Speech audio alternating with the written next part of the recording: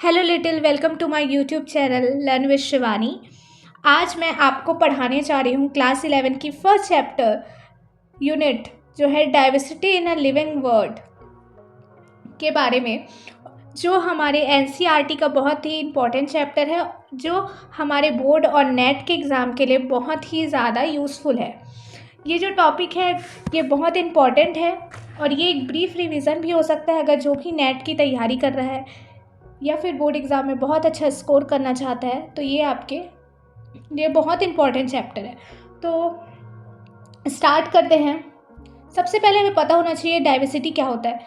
तो डाइवर्सिटी जो रहता है ना वो एक वैरायटी रहता है। जैसे हम ऐसे समझ सकते हैं कि हम इस वर्ल्ड में हैं, यानी कि हम अपनी जो पृथ्वी में हैं यहाँ पे अलग अलग डाइवर्सिटी के लोग हैं। जस्ट लाइक हम अपनी कंट्री का भी एग्जांपल ले सकते हैं कि हम इंडिया में रहते हैं तो इंडिया में बहुत अलग अलग डाइवर्सिटी है कल्चर्स की।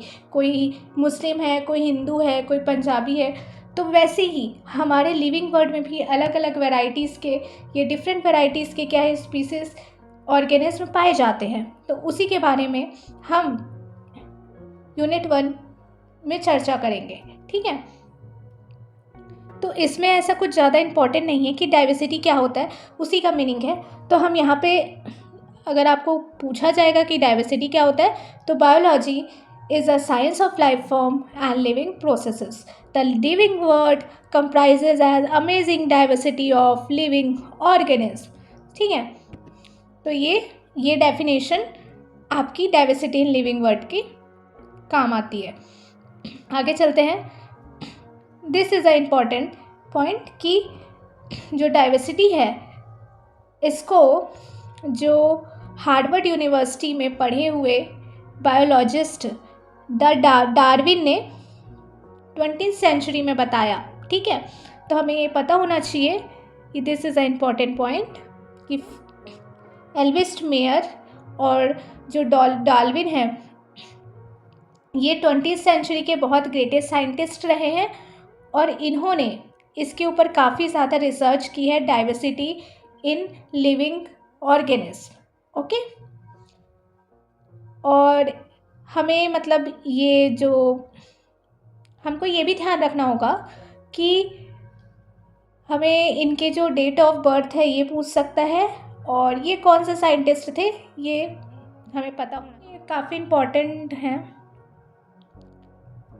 जिसमें मेयर को 3 अवार्ड भी, प्राइजेस भी मिला है इसके रिगार्डिंग।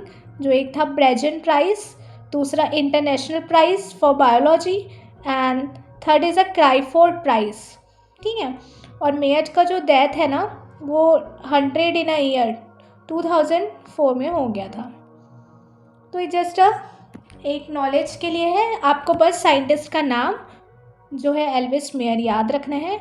और इसी टाइम पे डार्विन ने भी एक थ्योरी मतलब बताई थी, उस पर भी काफ़ी ज़्यादा रिसर्च किया था उसने, जो diversity in a living world. अब आगे देखते हैं। अब हमारा मेन टॉपिक, हमारा chapter number 1 the living world, ठीक है। तो हमको पता है कि लिविंग मतलब क्या होता है। लिविंग मतलब जो सर्वाइव हम कर रहे हैं, जो हमारी हैबिटेंट है, चाहे वो लिविंग ऑर्गेनिज्म हो, उन सब के बारे में हम लोग इसमें जानेंगे। पहले हमको जो लिविंग वर्ल्ड है उसमें हमको अलग अलग वैरायटीज़ के लिविंग ऑर्गेनिज्म क्या है देखने को मिलते हैं। जैसे प्लांट्स हो गया, इंसेक्ट हो गया, बर्ड, पेट एनिमल्स, प्लांट्स, ये सारे सेवरल ऑर्गेनिज्म जो है ना, कुछ ऐसे ऑर्गेनिज्म भी रहते हैं जिसको हमारे मतलब आसपास जो हमारे नेक्ड आइज से नहीं दिखते, हमें दिखाई नहीं देते हैं, वैसे बहुत सारे होते हैं जैसे वायरस, बैक्टीरियाज, ये सब। तो ये सब भी हमारे लिविंग ऑर्गेनिज्म में काउंट होते हैं। तो यहाँ पे एक पॉइंट दिया गया है, the number of species that are known and describe the range between 1.7 and 1.8 million, this refer as biodiversity, ठीक है। जितने नंबर ऑफ ऑर्गेनिज्म हम जानते हैं जिसको हम लोगों ने डिस्क्राइब किया है इतने से, मतलब 1.7 और 1.8 मिलियन में, वो सब हमारे बायोडाइवर्सिटी में आता है। बायोडाइवर्सिटी का मतलब जितने भी greater number of kinds living organism जो different kind of plants, animals या ऑर्गेनिज्म को रिप्रेजेंट करते हैं, उसको हम लोग बोलते हैं बायोडाइवर्सिटी। ठीक है, तो इनकी अलग अलग डाइवर्सिटी और नंबर ऑफ ऑर्गेनिज्म हमारे अर्थ में प्रेजेंट रहते हैं। अब सेकंड पॉइंट ये आता है कि ये जो डाइवर्सिटी है उसको हम लोकल नेम से भी जानते हैं और कुछ को उसके कंट्री के नेम से भी जानते हैं, लेकिन हमारे साइंस में जो है इन पर्टिकुलर और लिविंग ऑर्गेनिज्म को नेम दिया गया है तो जो पर्टिकुलर ऑर्गेनिज्म है उसका, और ये जो पर्टिकुलर नेम है ये चाहे कोई भी कंट्री हो, कहीं पे भी हो, ये सेम रहता है। तो इस प्रोसेस को हम लोग नॉमेनक्लेचर बोलते हैं। This is a important line बच्चों। नॉमेनक्लेचर किसे कहा जाता है? एक स्टैंडर्डाइज्ड नेम रहता है जो हम उस ऑर्गेनिज्म का, जो लिविंग ऑर्गेनिज्म है उसका रख देते हैं, चाहे वो ह्यूमन हो या फिर कोई भी स्पीसीज। जो नॉमेनक्लेचर है ये मतलब पॉसिबल होता है जब ऑर्गेनिज्म जो है correctly, possible when organism describe correctly and we know the organism name attach. तो अब हम नॉमेनक्लेचर यानी कि हम नेम तभी रख सकते हैं जब हमको उस ऑर्गेनिज्म के बारे में सब कुछ पता हो। तो हमें इस प्रोसेस को जो हम पता करते हैं उसको आइडेंटिफिकेशन साइंटिस्ट होते हैं जो जिनको असाइन किया जाता है कि वो एक साइंटिफिक नेम को जाने किसी भी ऑर्गेनिज्म का। ठीक है, तो उनमें है this is acceptable to biologist all over the world for plants. Scientific names are based on एजेड प्रिंसिपल ऑफ एंड क्राइटेरिया। तो जो प्लांट्स का जो साइंटिफिक नेम और प्रिंसिपल जो हम ढूंढते हैं या हमको प्रोवाइड करवाते हैं वो इंटरनेशनल कोड रहता है, बॉटनिकल नॉमेनक्लेचर। ठीक है, जो प्लांट्स और प्लांट्स के ऊपर रिसर्च करते हैं उसके क्राइटेरिया को मतलब जानते हैं और हम तक पहुंचाते हैं, तो वो कौन पहुंचाते हैं? International code of botanical nomenclature, ICBN। This मतलब ये इंपॉर्टेंट पॉइंट है आपके कॉम्पिटिटिव एग्ज़ाम्स के लिए, चाहे वो नेट हो गया या फिर नीट हो गया, जैम वगैरह में भी कई बार ऐसा क्वेश्चंस आ जाते हैं। आपके फ्यूचर में आप जो भी फील्ड सिलेक्ट करेंगे, अगर वो साइंस या बायोलॉजी से रिलेटेड होगा, तो ये सारे बहुत इंपॉर्टेंट पॉइंट्स हैं, आपको पता होने चाहिए। और जो एनिमल टैक्सोनॉमिस्ट होते हैं इनका भी एक, ये भी इन्वॉल्व होते हैं international code of geological nomenclature में। ठीक है, तो जो एनिमल टैक्सोनॉमिस्ट होते हैं जो एनिमल के ऊपर उनको आइडेंटिफाई करते हैं, ये सब जो नेम जो इन्वॉल्व होते हैं वो सब होते हैं international code of geological nomenclature. ठीक है, the scientific names ensure that each organism has only one name. जो साइंटिफिक नेम रखने का मतलब हमको यही है कि हम चाहे किसी भी कंट्री में हो, हमको उस ऑर्गेनिज्म का एक साइंटिफिक नेम अगर हम रख देंगे तो हमको बहुत ईजी हो जाएगा कि वो ऑर्गेनिज्म कौन है उसको डिस्क्राइब करने के लिए। वो ऑर्गेनिज्म का सेम नेम रहेगा तो हम किसी भी पार्ट ऑफ द वर्ल्ड में रहेंगे, हमें समझ आ जाएगा कि वो ऑर्गेनिज्म कौन है। Universal accepted principle to provide scientific name to known organism. Each has two component. लेकिन जो ये नॉमेनक्लेचर होता है इसमें भी दो कंपोनेंट होते हैं, एक जेनेरिक नेम और दूसरा स्पेसिफिक एपिटेट। लेकिन जो ये नॉमेनक्लेचर पाया जाता है इसमें भी दो नेम होते हैं, दो कंपोनेंट में डिवाइड किया गया है, एक जेनेरिक नेम है एंड एक स्पेसिफिक एपिटेट है। This system provide a naming system given in a, जो ये नेमिंग सिस्टम को जो किसने प्रोवाइड किया था? कैरिलोस लिनियस। ठीक है, कैरिलोस लिनियस। हमको ये सब जो इंपॉर्टेंट पॉइंट जो मैं हाईलाइट कर रही हूँ ना, ये बहुत इंपॉर्टेंट है, आप इसको नोट करके रखिए। फ्यूचर में अगर आप नेट या फिर कोई भी कॉम्पिटिटिव एग्ज़ाम दे रहे हैं तो ये डेफिनेटली ये सब बहुत डीप पूछा जाता है, इसीलिए आपको मतलब बोला जाता है कि NCERT प्रेफर करिए, क्योंकि NCERT से ही सारे क्वेश्चन जो हैं, स्पेशली नेट के तो नीट के तो NCERT से ही बेस्ड होते हैं ना। तो आपको पता होना चाहिए कि जो चार्ल्स लिनियस थे उन्होंने जो नेमिंग सिस्टम है वो बताया। और ये बायोलॉजिस्ट थे ना, ये क्या थे? बायोलॉजिस्ट थे। इस नेमिंग सिस्टम के ना 2 वर्ड फॉर्मेट थे। ठीक है, 2 वर्ड फॉर्मेट थे इसके, जैसे कि जो मैंगो का साइंटिफिक नेम है वो क्या था? Mangifera indica. हमें ना बहुत इम्पॉर्टेंट है नॉमेनक्लेचर में साइंटिफिक नेम को याद रखना, ठीक है। तो इसमें खुद बताया गया कि मैंगो जो का जो साइंटिफिक नेम था मैंगीफेरा इंडिका, ये आपको याद होना चाहिए, ये भी बहुत इम्पॉर्टेंट है। आज आप लोग एक काम करेंगे, इस वीडियो को देखने के बाद आप जितने भी चाहे स्पीसीज हो या फिर एनिमल्स हो, प्लांट्स हो, उनके जो साइंटिफिक नेम है ना, आप एक कॉपी लेंगे, उसमें पूरा नोट डाउन करेंगे, या फिर आप डेली ना एक फ्री टाइम निकाल के 10 साइंटिफिक नेम याद करके रखिए। ये बहुत काम आता है, कभी भी किसी भी कॉम्पिटिटिव एग्ज़ाम में पूछा जाता है, तो आपको पता होना चाहिए साइंटिफिक नेम, ठीक है। अब आगे देखते हैं। अब इसका हम लोग बाइनोमियल नेम देखते हैं। तो मैंगनीफेरा जो रहता है, तो मैंगनीफेरा को ना रिप्रेजेंट करते हैं इसके जीनस इंडिका से, ठीक है। Is a particular species and species epithet. अब जो हमारे नॉमेनक्लेचर है उसमें कुछ यूनिवर्सल रूल भी लागू होते हैं। ये सब सारे जो रूल थे ये तो नॉर्मल रूल थे, लेकिन अब यूनिवर्सल रूल में क्या बोला गया है कि बायोलॉजिकल नेम्स, ये बहुत इंपॉर्टेंट पॉइंट है, आप इसको अच्छे ध्यान से सुनिए। Biological names are generally in a Latin are written in italics. They are latinized और derive from Latin irrespective of their origin. जो भी बायोलॉजिकल नेम्स होते हैं वो लैटिन वर्ड से लिया जाता है और जो रिप्रेजेंट करता है। Word in a biological names represent the genus while the second component denotes the specific epithet. यानी कि जो दूसरा बायोलॉजिकल नेम है वो किसको रिप्रेजेंट करता है, जीनस को रिप्रेजेंट करता है उसके, और सेकंड कंपोनेंट डिनोट करता है, सेकंड कंपोनेंट किसको डिनोट करता है, स्पेसिफिक एपिडेंट को, ठीक है। थर्ड पॉइंट ये बोलता है कि both in the word in the biological name when handwritten are separately underlined or printed in italics to indicate their Latin origin, ठीक है। किसको ओरिजिन को बता रहा है, लैटिन ओरिजिन को वो एक्सप्लेन कर रहा है। तो ये पॉइंट हम लोगों ने कर लिया। एंड फोर्थ हमको बताता है the first word denoted the genus start with capital letter while the specific epithet start with a small letter. जो पहला जो वर्ड रहता है वो हमेशा किससे लिखा जाता है, कैपिटल लेटर से लिखा जाता है जो जीनस का है वो, और जो सेकंड वर्ड होता है एपिटेट वो स्मॉल लेटर से लिखा जाता है हमारे किस में, नॉमेनक्लेचर में। क्लासिफिकेशन किसको बोलते हैं, क्लासिफिकेशन वो होता है जिसको हम लोग स्टडी करते हैं ऑल लिविंग ऑर्गेनिज्म का, जो नेसेसरी है हमको जानना, ठीक है। तो हम लोग क्या करते हैं, उसको क्लासीफाई करके रखते हैं, अलग अलग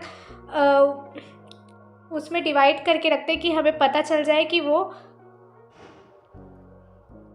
तो classification is a process by which anything grouped with covalent category. मतलब कि जो अलग अलग कैटेगरी में हम उसको इस तरीके से समराइज करके रखते हैं कि हम ईजिली ऑब्जर्व कर पाएँ कि कौन सा स्पीसीज का जो कैरेक्टर है वो क्या है, और वो स्पीसीज जो है वो कौन से ग्रुप से रिकॉग्नाइज करता है, जैसे कि प्लांट्स है कि एनिमल है कि डॉग है कि कैट है कि इंसेक्ट है, ठीक है। तो ये सब को हम किससे जानते हैं, क्लासिफिकेशन से जानते हैं। हम उसको डिवाइड करते हैं, उसको हम लोग बोलते हैं टैक्सा, ठीक है। टैक्सा एक कैटेगरी है जिसमें प्लांट्स के डिफरेंट लेवल पाए जाते हैं, सिमिलरली एनिमल्स, मैमल्स, सबके जो डिफरेंट टैक्सास होते हैं, ठीक है। उसी के जो हम क्लासिफिकेशन है उसको हम लोग टैक्सोनॉमी बोलते हैं, ठीक है, जिसमें सारे लिविंग ऑर्गेनिज्म को हम लोग डिफरेंट टैक्सा में डिवाइड करके रखते हैं, उसको हम लोग टैक्सोनॉमी बोलते हैं। आता है सिस्टमैटिक। तो जो सिस्टमैटिक है उसको लैटिन वर्ड से डिराइव किया गया है, सिस्टीमा से लिया गया है। सिस्टमैटिक मतलब कि अरेंजमेंट ऑफ ऑर्गेनिज्म, हम लोग जो ऑर्गेनिज्म है उसको अरेंज करके रखते हैं, यानी कि सिस्टमैटिक ढंग से करते हैं।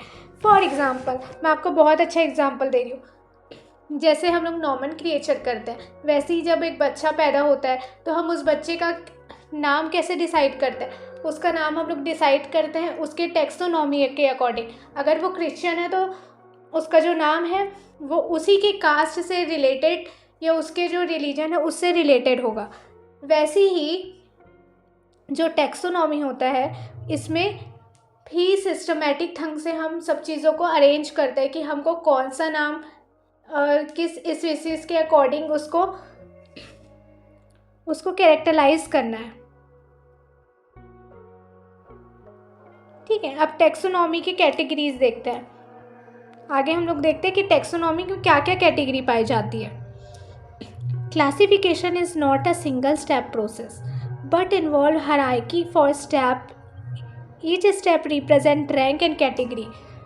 क्लासिफिकेशन सिर्फ एक प्रोसेस नहीं होता है, इसमें बहुत सारे स्टेप्स को मिला के हमको रैंक और कैटेगरी डिवाइड होती है। यही जो कैटेगरी है वो हमारे टैक्सोनॉमिक अरेंजमेंट का पार्ट है, जिसको हम लोग टैक्सोनॉमिक कैटेगरी या फिर टैक्सोनॉमी हायरार्की बोलते हैं। ठीक है, और जो रैंक को रिप्रेजेंट करता है उसको हम लोग टैक्सॉन बोलते हैं। यहाँ तक आपको समझ आ गया कि जो क्लासिफिकेशन है वो कोई सिंगल स्टेप में नहीं पाया जाता है, इसमें बहुत सारे स्टेप्स ऑलरेडी होते हैं। जिस स्टेप में किसको हम लोग कैसे मॉडिफाई करते हैं, हम लोग रैंक और उसकी कैटेगरी के हिसाब से उसको अरेंजमेंट करते हैं, उसको हम लोग टैक्सोनॉमिक कैटेगरी बोलते हैं। और जो जितने भी सारे कैटेगरीज है उसको एक साथ जो जोड़ता है, लाता है, उसको हम लोग टैक्सोनॉमी हायरार्की बोलते हैं। ठीक है, और यही जो यूनिट ऑफ क्लासिफिकेशन है, और यूनिट ऑफ क्लासिफिकेशन में जो रैंक हमको मिलता है उसको हम लोग टैक्सोन बोलते हैं। ठीक है,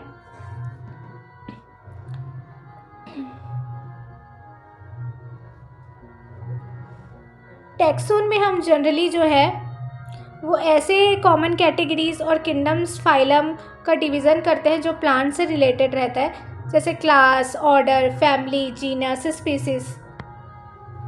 हम इसमें आगे जो है ना टैक्सोनॉमी को इसलिए जान रहे हैं क्योंकि हमें इसके बाद किंगडम पढ़ना है। तो किंगडम भी ना बिल्कुल इस टैक्सोनॉमी के जो को ही रिप्रेजेंट करता है। उसमें किंगडम में भी किंगडम भी जो रहता है वो प्लांट और एनिमल के डिफरेंट होते हैं, तो उसमें भी काफ़ी अलग अलग कैटेगरीज में एनिमल और प्लांट को डिवाइड किया गया है।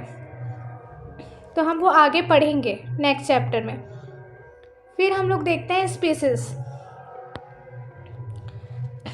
स्पीसीज जो रहता है ना वो taxonomic study consider a group of individual organism with fundamental similarities as a species.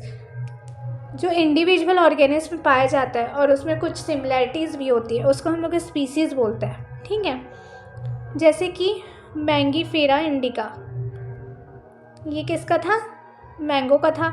और सेलियनम ट्यूबरक्लूसम पोटैटो, पटेरिया लिया, ये लॉयन का है। तो ये 3 जो नेम है इसमें थीरोसम and leo represent the specific epithet and first of Mangifera and Selunum and Pantera genera, ठीक है, represent another higher level of taxon and category. Each genus may be a one or more than more specific epithet represent different organism. ठीक है, जितने भी genus है वो एक से ज़्यादा डिफरेंट अलग अलग स्पीसीज़ के एपिटेंट को क्या कर रहे हैं? रिप्रेजेंट कर रहे हैं। बट उनमें जो है ना मॉर्फोलॉजिकल सिमिलरिटीज हमको पाया जाता है। ठीक है, तो वो सब के मतलब स्पीसीज एक रहती है, एक इंडिविजुअल रहती है, लेकिन उसका जो कैटेगरी है ना वो मतलब काफ़ी ज़्यादा सिमिलरिटीज़ वो शो करता है।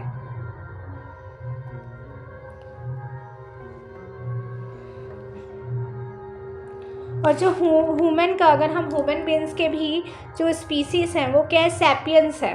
ठीक है, और जो हमारा जीनस है वो होमो है, तो हमको जो साइंटिफिक नेम मिला है वो है होमो सैपियंस।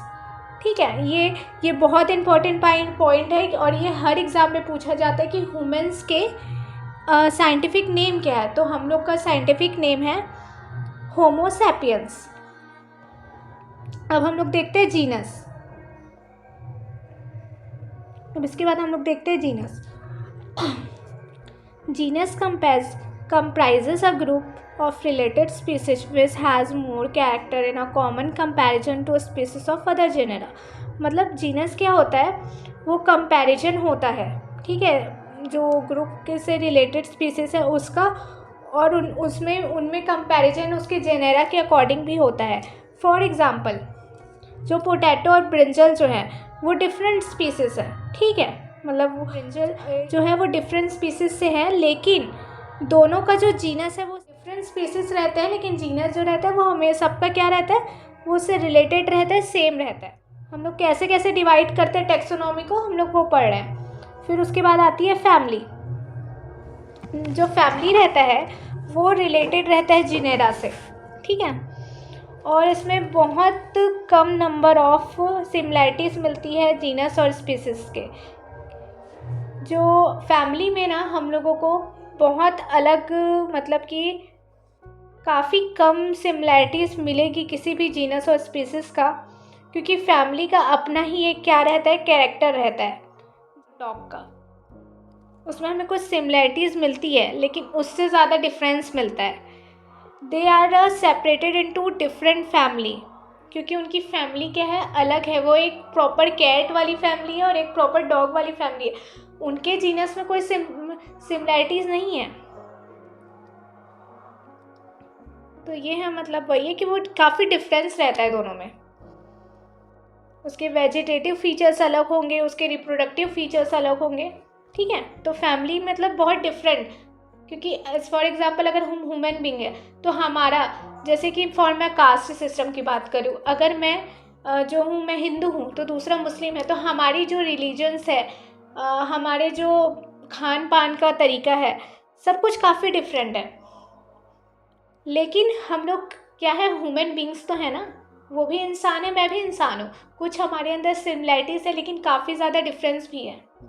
तो वही सेम ऐसे ही रहता है कि फैमिली तो रहती है, चाहे वो फैमिली का जो जीनेरा है वो सेम भी रहे, लेकिन उसके जो फीचर्स हैं या फिर उसका जो जीनस और स्पीसीज़ है वो काफ़ी ज़्यादा फ़र्क रहता है, काफ़ी ज़्यादा डिफरेंस रहता है। उसके बाद हम लोग देखते हैं ऑर्डर। अब जो भी हम लोगों ने जीनस और जेनेरा और स्पीसीज से रिलेटेड देखा, तो अब हम ऑर्डर में क्या देख रहे हैं कि जो कैटेगरीज है स्पीसीज, जीनस और फैमिली का, वो सब किसके ऊपर बेस है, नंबर ऑफ सिमिलर कैरेक्टर। कितने सिमिलर कैरेक्टर हमको दिख रहे हैं किसी भी जीनस के अंदर, किसी भी स्पीसीज के अंदर, तो उसको टेक्सोनॉमी में जिसका हायर कैरेक्टर रहता है उसको सबसे पहले रखा जाता है, फिर उसके बाद लोअर, ऐसे करके ना उसको एक ऑर्डर में क्या किया जाता है, अरेंज किया जाता है, ठीक है। For example the animal order, जिसमें कार्निवोरस इंक्लूड फैमिलीज लाइक फेलिडिया, कैनिडिया, ठीक है। तो फॉर एग्जांपल जैसे हम लोग फूड साइकिल हो गया, या फिर जो साइकिल्स होते हैं उसमें क्या होता है, कार्निवोरस जो रहते हैं वो डिफरेंट रहते हैं। कार्निवोरस क्या रहता है, हेर्बिवोरस, इस तरीके से। सेम वैसे ही जो टेक्सोनॉमिक होता है उसके जिनेरा और उसके फैमिलीज़ के जितने भी, जिसका सबसे ज़्यादा हायर वैल्यू होगा, या जिसके हायर मतलब काफ़ी ज़्यादा फीचर जो आइडेंटिफाई हो सकते हैं, ऐसे को एक मतलब हायर ऑर्डर में लिखा जाता है। फिर उसके बाद हम लोग देखते हैं क्लास में क्या रहता है, इसमें जो कैटेगरी है वो बिल्कुल ऑर्डर के से रिलेटेड रहती है। For example primata comparison monkey, gorilla, gibbon is a place in a class mammalian along with order of carnivora that include animal like tiger, cat and dog. Class mammalian has other order also. मतलब कि classes भी रहते हैं, वो बिल्कुल order से ही related मतलब हमको देखने को मिलती है। कि अगर हम लोग प्रीमाटा में देखेंगे, इसके बाद हम लोग देखते हैं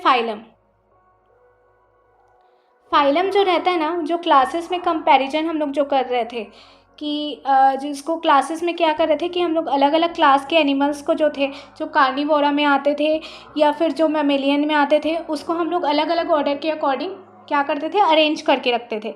तो ये फाइलम में क्या हो रहा है कि हम लोग क्लासेस का कंपैरिजन करते हैं कि कौन सा एम्फीबियन है, कौन सा रेप्टाइल है, कौन सा मैमल में आएगा। तो ये सब हम लोग को किससे पता चलता है, फाइलम से पता चलता है। जो हायर कैटेगरी के रहेंगे हम उसके अकॉर्डिंग उसको क्या करते हैं, अरेंज करते हैं, ठीक है।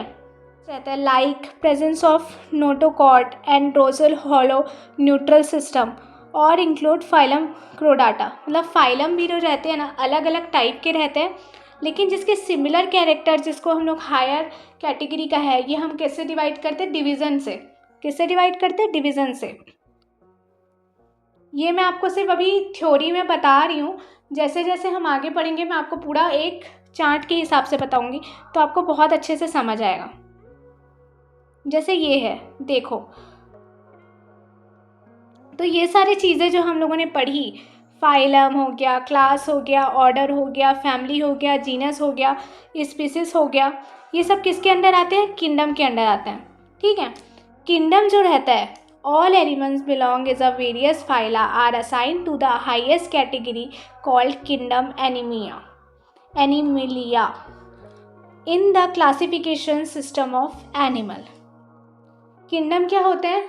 जैसे कि फॉर एग्जाम्पल कोई किंग है, तो वो किस में राज्य करता है? अपने किंगडम में राज्य करता है। सेम वैसे ही जो हमारे एनिमल्स है, जो हमारे जो different different type of varieties के स्पीसीज़ हैं, वो हर चीज़ें जो हैं, चाहे वो लिविंग थिंग्स हो, नॉन लिविंग थिंग्स, उसको किंगडम्स में डिवाइड करके रखा हुआ है।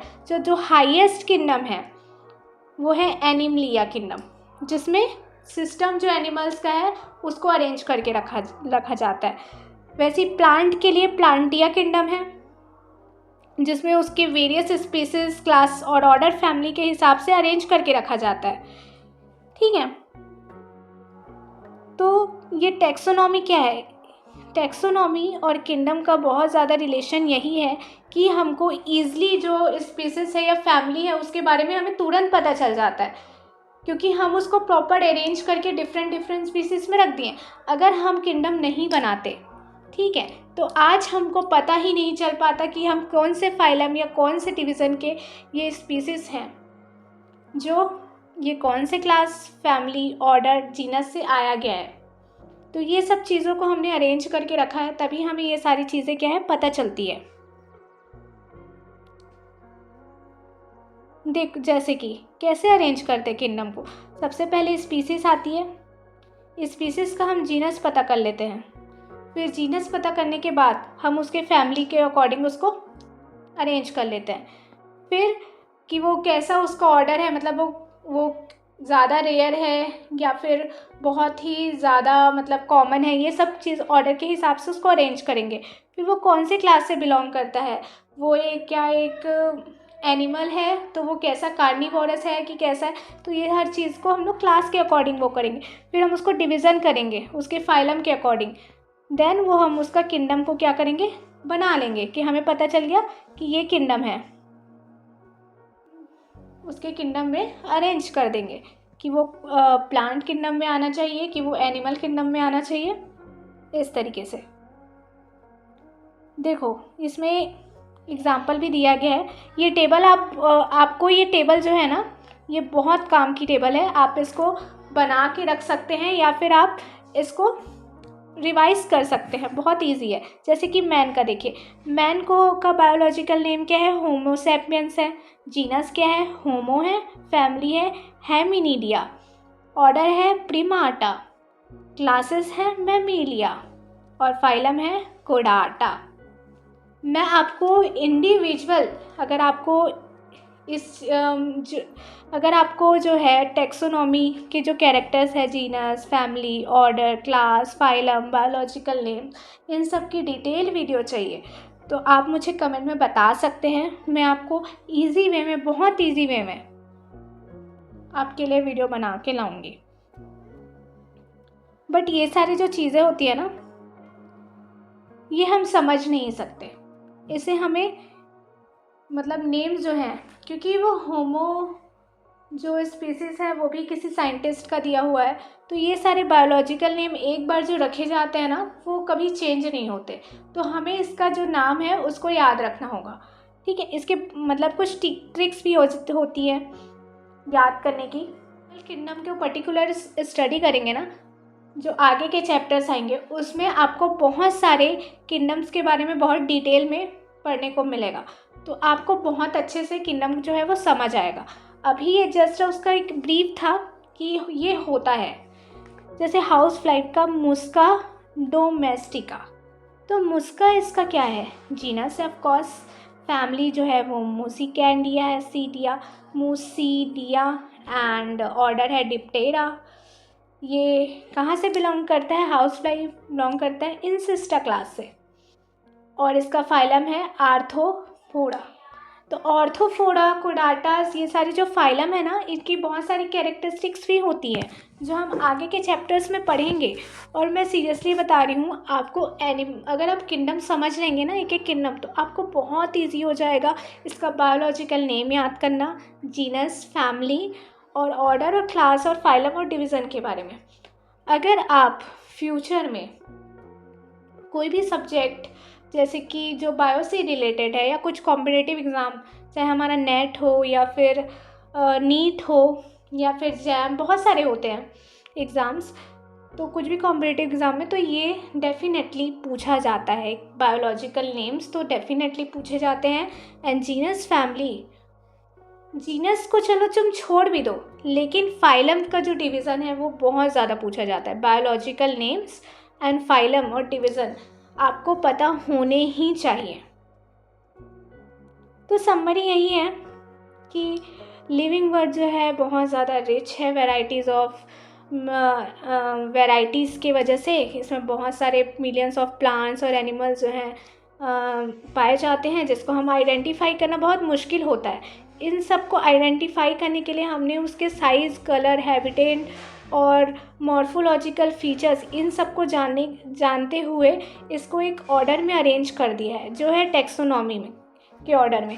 टैक्सोनॉमी से हम लोग हर तरीके के वेरियस स्पीसीज और प्लांट एनिमल्स के बारे में पढ़ सकते हैं और उसके यूज़ को पता लगा सकते हैं।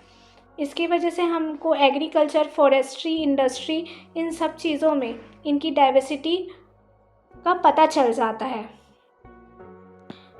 तो नॉमेनक्लेचर जो है बहुत इम्पॉर्टेंट रोल प्ले करता है हमारे किंगडम्स को अरेंज करने के लिए। तो इसी के साथ हमारा ये चैप्टर जो है, चैप्टर 1 कंप्लीट होता है। और हमें बहुत सारी चीज़ें आज पता चली हैं कि species, order, phylum, genus, species, order, phylum, kingdom, ये सब क्या होते हैं। और हम आगे के जो चैप्टर्स हैं उसमें हम काफ़ी ज़्यादा किंगडम्स वगैरह के बारे में पढ़ेंगे, तो आपको और अच्छे से डिटेल में समझ आएगा। तो अगर आपको मेरा ये एक्सप्लेनेशन जो था वो अच्छा लगा तो आप मेरे चैनल को लाइक, शेयर, सब्सक्राइब करें, और तो मुझे बहुत अच्छा लगेगा। और ऑफ कोर्स मैं और ऐसी अच्छी अच्छी वीडियोस आपके लिए बना के लाते रहूँगी। And keep study and thanks for watching.